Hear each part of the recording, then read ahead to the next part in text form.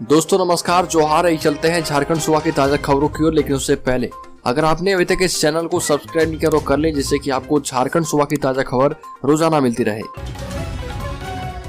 पहली और बड़ी खबर, नेतरहाट विद्यालय में नामांकन की प्रक्रिया हुई शुरू। डिटेल नेतरहाटविद्यालय.com पर जाकर चेक कर सकते हैं। झारखंड के सबसे प्रतिष्ठित सरकारी विद्यालय लातेहार स्थित नेतरहाट आवासीय विद्यालय में अगले शैक्षणिक वर्ष के लिए नामांकन की प्रक्रिया शुरू हो गई है और इस आवासीय विद्यालय में कक्षा 6 में नामांकन के लिए शनिवार से ऑनलाइन एवं ऑफलाइन दोनों माध्यमों से आवेदन भरे जाएंगे।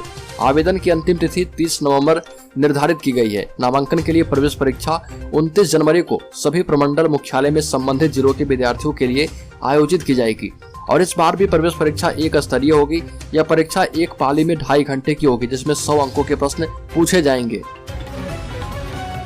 अगली खबर, झारखंड के राज्यपाल ने शिक्षा व्यवस्था पर उठाया सवाल। कहा कि डिग्री पाकर भी छात्रों के चेहरे पर नहीं रहती है मुस्कुराहट। झारखंड के राज्यपाल रमेश बैस ने वर्तमान शिक्षा व्यवस्था पर सवाल खड़ा किया है और कहा कि हमारे शिक्षण संस्थान में पहले से कहीं अधिक विद्यार्थी पढ़ रहे।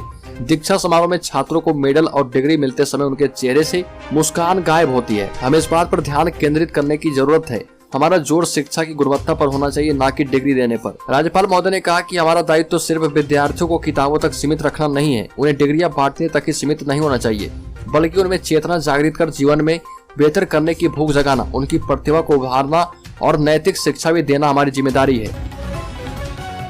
अगली खबर, झारखंड स्कूली बच्चों में छुआछूत हावी है। दूसरी रसोइया ने बनाया खाना तो नहीं खाया। झारखंड के लातेहार जिला के सदर प्रखंड के कैमा गांव में स्थित राजकीय मध्य विद्यालय में टाना भगत के बच्चों ने मध्याह्न भोजन खाने से इनकार कर दिया। जानकारी के मुताबिक कैमा गांव के मध्य विद्यालय की रसोइया मुनिता देवी के पति जेल चले गए और वो अपने पति से मिलने के लिए लातेहार जेल गेट गई, जिसके कारण विद्यालय नहीं आ सके। इस कारण विद्यालय में मध्याह्न भोजन दूसरी रसोइया के द्वारा बनाया गया था, जिसके बाद विद्यालय में पढ़ने वाले टाना भगत के 30 बच्चों ने मध्याह्न भोजन खाने से मना कर दिया। अगली खबर, पूर्व सांसद सालखर मुर्मू ने किया ऐलान। सरना धर्म कोड के लिए होगी आर पार की लड़ाई। 18 को रांची में प्रोटेस्ट किया जाएगा। आदिवासी सिंगल अभियान के राष्ट्रीय अध्यक्ष एवं पूर्व सांसद सालखर मुर्मू ने कहा कि सरना धर्म कोड के लिए भारत के लगभग 10% आबादी आदिवासी हैं, जो अधिकांश हिंदू, मुसलमान, ईसाई आदि नहीं है, प्रकृति के साथ जीते हैं और प्रकृति की पूजा करते हैं। ये भी कहा कि केंद्र सरकार 20 नवंबर तक फैसला कर ले, अन्यथा 30 नवंबर को झारखंड, बंगाल, बिहार, उड़ीसा जाम कर दिया जाएगा। सालखर मुर्मू ने कहा कि सरना धर्म कोड आंदोलन को व्यापक और तीव्र बनाने के लिए 20 सितंबर को भुवनेश्वर, 30 सितंबर को कोलकाता में प्रदर्शन किया गया था।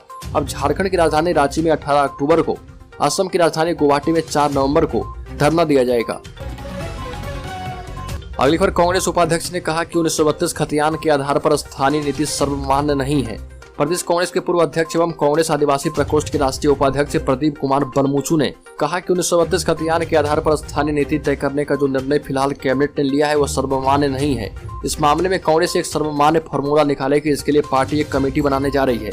कमेटी की रिपोर्ट के आधार पर कांग्रेस आगे रणनीति बनाएगी। बनमुचू ने ये बातें सर्किट हाउस में दैनिक जागरण से बातचीत में कही।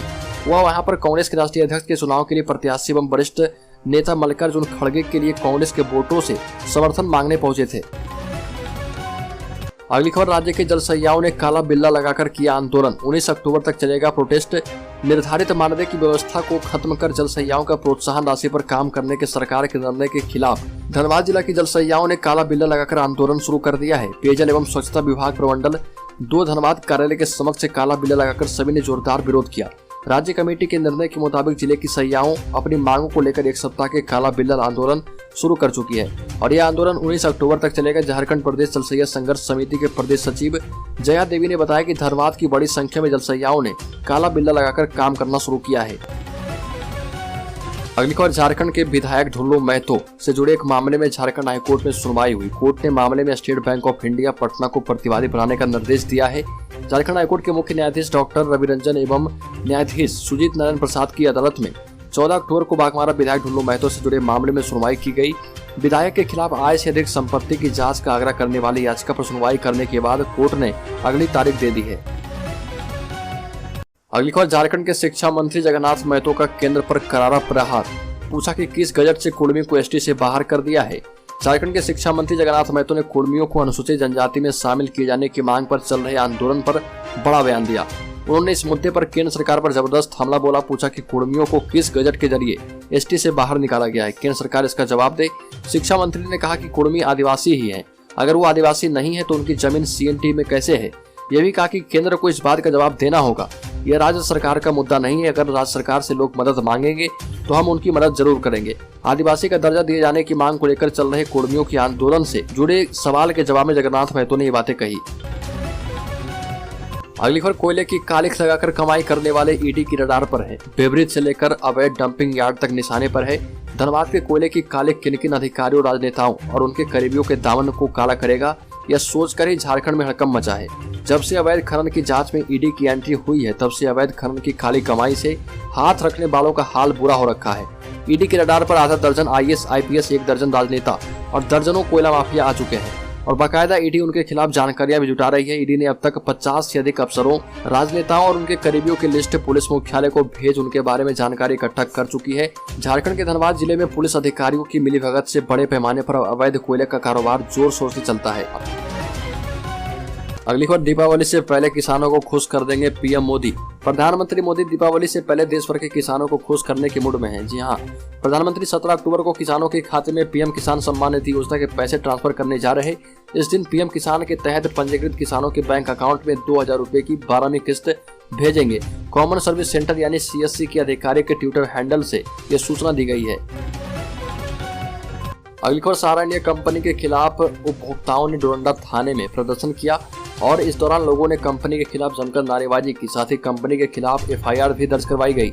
सहारा इंडिया कंपनी के खिलाफ रांची में उपभोक्ताओं ने डोरंडा थाने में प्रदर्शन किया और प्रदर्शन कर रहे कांग्रेस नेता आलोक दुबे ने कहा कि सहारा इंडिया कंपनी ने लोगों के साथ ठगी की है। कांग्रेस नेता आलोक दुबे के नेतृत्व में थाने पहुंचे करीब 50 से ज्यादा लोगों ने कंपनी के खिलाफ FIR भी दर्ज कराई है। कांग्रेस नेता आलोक दुबे ने बताया कि लोग अपनी पूंजी को जमा कर सहारा इंडिया को देते थे ताकि विपरीत परिस्थिति में वो अपने पैसे को निकाल सके। लोगों के पैसे लेने का समय आया और सारे प्रीमियम मैच्योर हुए तो अब कंपनी में बैठे अधिकारी और प्राधिकारी लोगों को वापस पैसे ही नहीं कर रहे।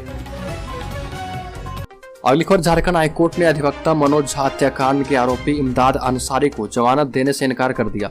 इमदाद की याचिका पर सुनवाई के बाद कोर्ट ने याचिका खारिज कर दी। जमानत का विरोध करते हुए अधिवक्ता हेमंत सिकरवार ने कोर्ट को बताया कि मनोज झा पेशे से वकील थे।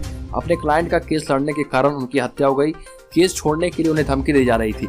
आपको बता दें कि पिछले वर्ष रांची सिविल कोर्ट के वकील मनोज झा की तमाड़ में गोली मारकर हत्या कर दी गई थी। इस हत्याकांड में कई लोगों को आरोपी बनाया गया जो फिलहाल न्यायिक हिरासत में है।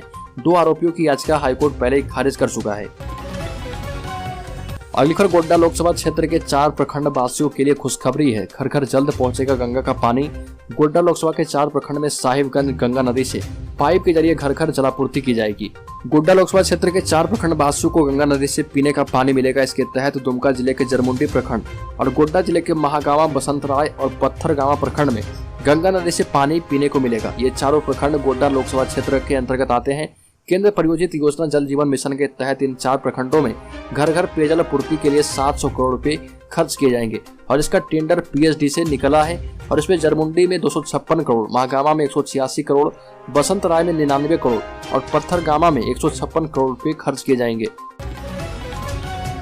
अगली खबर OBC आरक्षण के बगैर निकाय चुनाव पर सियासी तकरार छिड़ गई। रघुवर दास ने कहा कि पिछड़ों की आंखों में धूल झोंक रही हेमंत सरकार। झारखंड की OBC आरक्षण के बगैर नगर निकाय चुनाव कराने के फैसले पर सियासी तकरार तेज हो गई है। झारखंड में आगामी दिसंबर-जनवरी में संभावित नगर निकाय चुनाव में OBC आरक्षण के सवाल पर सियासी तकरार तेज है। राज्य सरकार ने सभी 49 नगर निकायों के चुनाव OBC आरक्षण के बगैर कराने का निर्णय किया है। इस आशय के प्रस्ताव को कैबिनेट ने भी मंजूरी दे दी है। राज्य की प्रमुख विपक्षी पार्टी भाजपा के अलावा आजसू और पिछड़ा वर्ग के संगठनों ने इस फैसले को OBC समुदाय के हक पर हमला बताया।